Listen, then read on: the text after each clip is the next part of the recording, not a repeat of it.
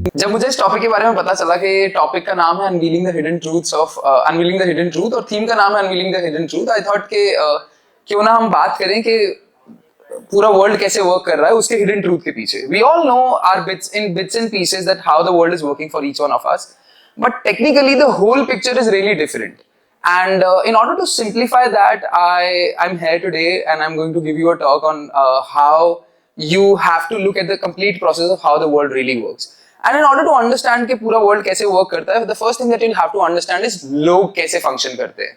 And when I say log, because the world is nothing without the people. And when I say the world is nothing without the people, what I mean by that is that if like all of these people together combine and make a world, and when these people transact with each other and communicate, like I mean, do things together, then the formation of the world happens, or vice versa probably. So in order to understand how the world works, like as a whole, you'll first have to understand how. You'll first have to categorize, you'll first have to understand the people first, and then in order to understand the people, you'll have to understand or you'll have to categorize the people into 4 different categories. And the categories that I've created over here is number 1, consumer, which is the majority of the people. 95% of the people who are doing just regular thing out there in the life are called as consumers, or the majority of the people. There are 5 to 10% of the people who we can call as producers, and what I mean by that is the people who are doing things at scale and providing the right services and the products to the people who are consumers, right? And then the third category that we've created over here is the investor, and these are typically like less than 1% of the people out there in the world. And the fourth category that we've created over here is administrator. Which is typically 0.1%, or which is less than 0.1% of the people as a whole. Now, in order to understand how the world works as a transaction, you'll have to look into a cycle. And that cycle looks something like this.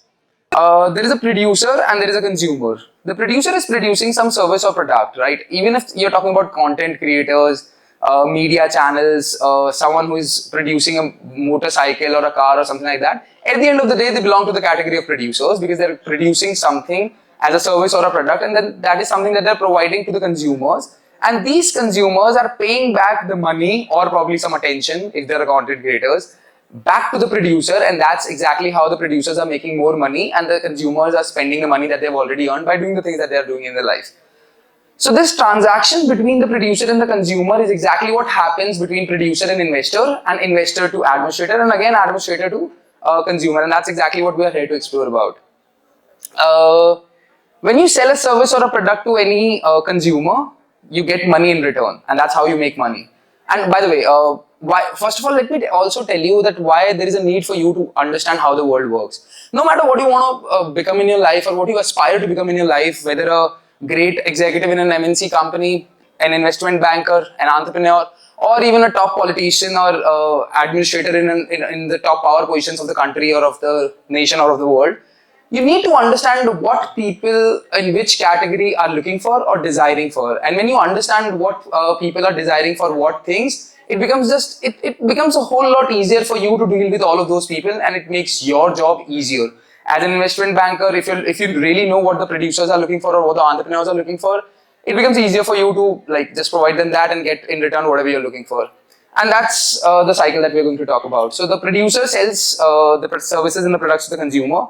The consumer pays back the money to the producer, and that's exactly how the producer makes more money. And when I say producer, you can correlate it with a business person or an entrepreneur for that matter, or anybody who's providing services and products at the end of the day to the majority of the world.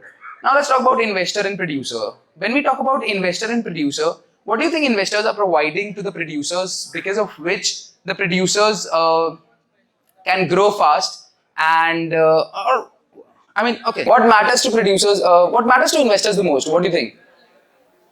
Anyone? Not really. Investors are not there for the profit. Profits are something that the producers are looking for or the entrepreneurs are looking for.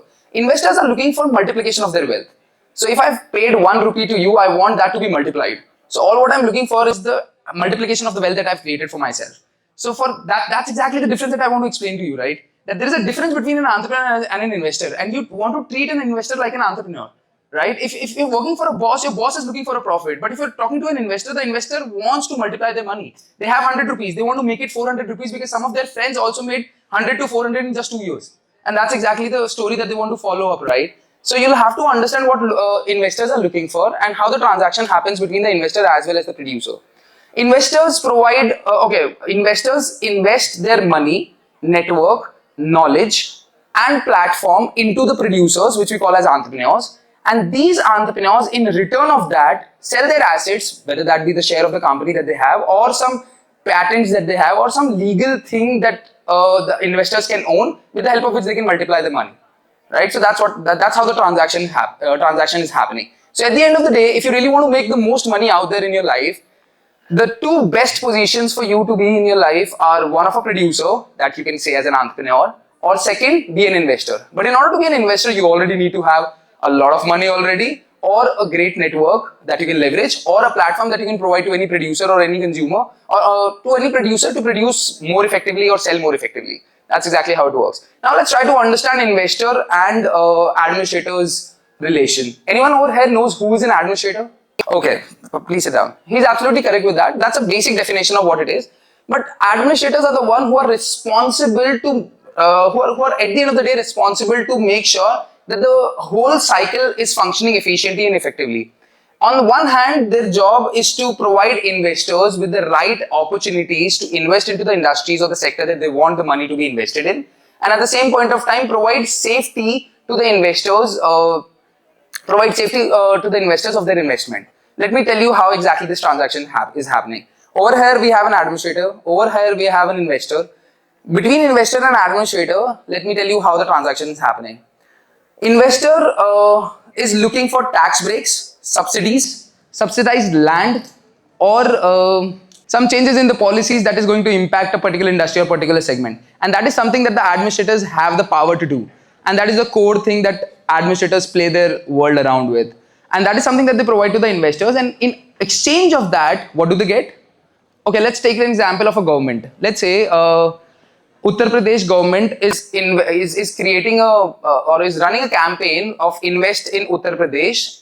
And what is the expectation that the Uttar Pradesh government has from the investors that are going to invest in Uttar Pradesh, in the state of Uttar Pradesh? Uttar Pradesh government basically wants job creation to happen in Uttar Pradesh. That's why they're providing a lot of opportunities and a lot of schemes, or a lot of different tax breaks or subsidies or whatever, in order to attract the investment into the state, with the help of which they'll be able to create jobs. And with the help of that, they'll be able to collect more taxes in revenues. That is going to help the Uttar Pradesh government make more revenue at the end of the day. That is going to help keep the economy afloat, and at the same point of time, there will be a lot of job creation that is going to happen, which is going to keep the people of the society or of the Uttar Pradesh state happy, right, at the end of the day.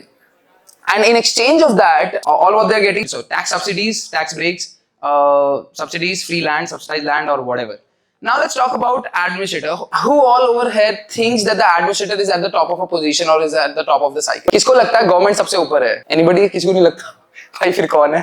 Who over here thinks that the government is at the top and is running the whole world, right? Is running the show? No? Then okay, who is it? किसी को लगता है जनता top? Okay, so it's the beauty of the cycle is, or the beauty of the world is, nobody is inferior or superior to one another. It's about the powers and the positions and the things or the resources that people have in different positions, with the help of which they can support each other. And that's exactly how it is. Even if you think that the administrators are at the top of the world or the government is at the top of the world, the government has a responsibility to make sure that their like consumers, which is the majority of the people in the society, are getting the top infrastructure, top healthcare, top education, safety and security of the citizen, and a lot of things. And in order to maintain all of that, the administrators always have to do a lot of things. And in fact, the administrators are busy doing this only. And in exchange of that, what do they get? What do administrators get when they provide healthcare, infrastructure, education, safety and security to the citizen? And why are they doing that? You'll have to understand how to deal with an administrator. When some administrator is going to come to your college, or even if your college administrators are going to come to you, you need to know how to talk to them and what actually matters to them. And you'll have to respect that thing. So what exactly matters to the administrators? Or what is the core resource that the administrators have? No, they really do not have the workforce. The workforce is typically with the producers, who are the entrepreneurs. And they have the power. And that is something that they want to sustain for themselves, right? And that is something that they're looking for. And how do they get power? Can anyone tell me how do you get power? See, we are talking about the most crucial concepts of how the world works, and the two important resources of how the world works is money and power. Without this, nothing happens. And in order to get power, what do you need? How to get power? That's a simple question, as simple as that. How to get money? You produce stuff, you produce services, you produce product. How to get more money? You have money, you invest that money, you take the risk with that money and you multiply that money. But how to get power? By going in politics, that's one way, but what exactly? I mean, if you want to get into, yeah, please, elections, okay. So there are only two ways. The main two sources of power is either from the masses or from the bosses. There's no other way. If you can influence masses enough to put you in a powerful position, you can get into a powerful position. And if you cannot get it that way, you influence the bosses, right? So that's exactly how it happens.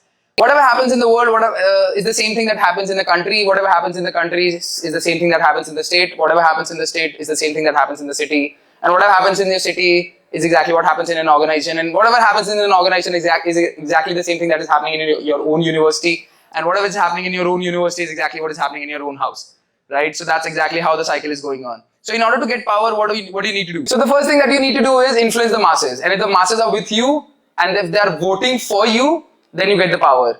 And if you're getting it from the bosses, what that means is there are a lot of people who get into the administrative positions, typically the IAS of India.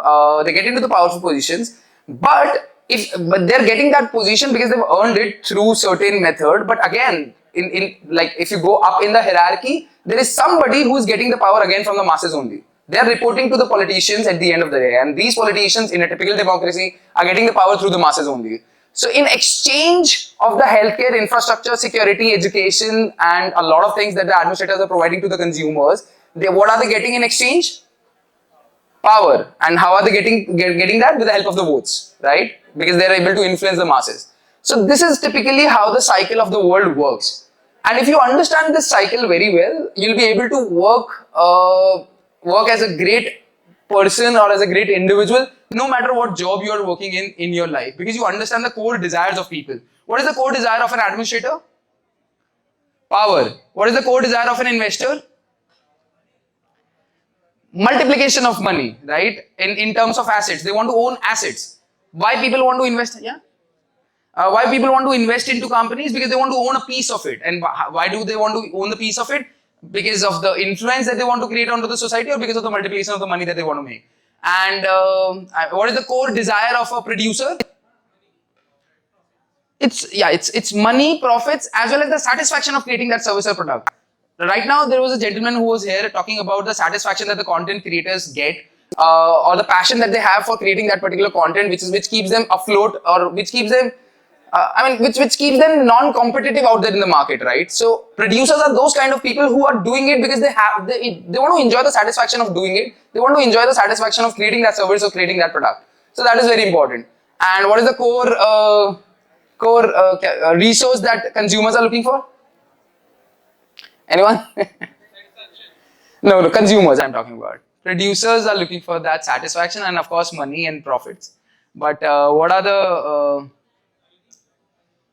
they're looking, so see, consumers are bhogi, right? And bhogis are looking for what? They're looking for the services and the products and the experiences of the services and the products that they want to have in their life, right? So that's the core principle of it. And when I say that, I want to make it very, very clear. I want to state a clear disclaimer over here. Nobody over here is on top of the other or inferior to other. They all are interdependent onto each other.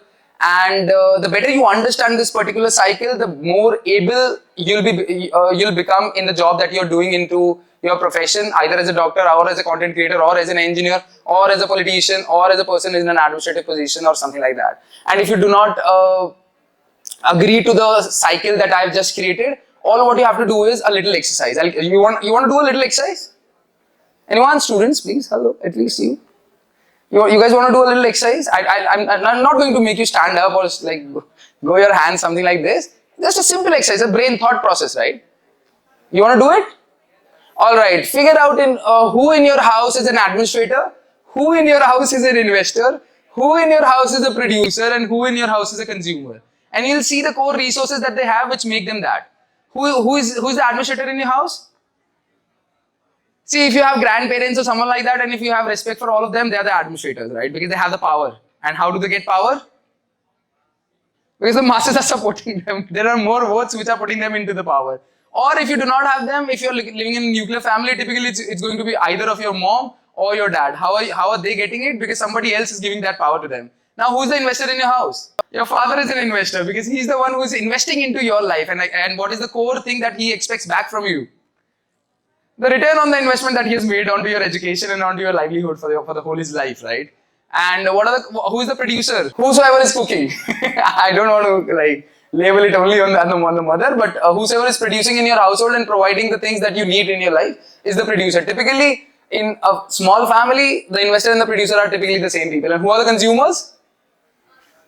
Okay, so the consumers are the ones who really have no freedom but gets a lot of things for free, right? So if you're looking for a freedom, get into the position of a producer. If you want more freedom, investor. If you want more and more freedom and power, get into the position of an administrator. I think that's enough. Thank you so much.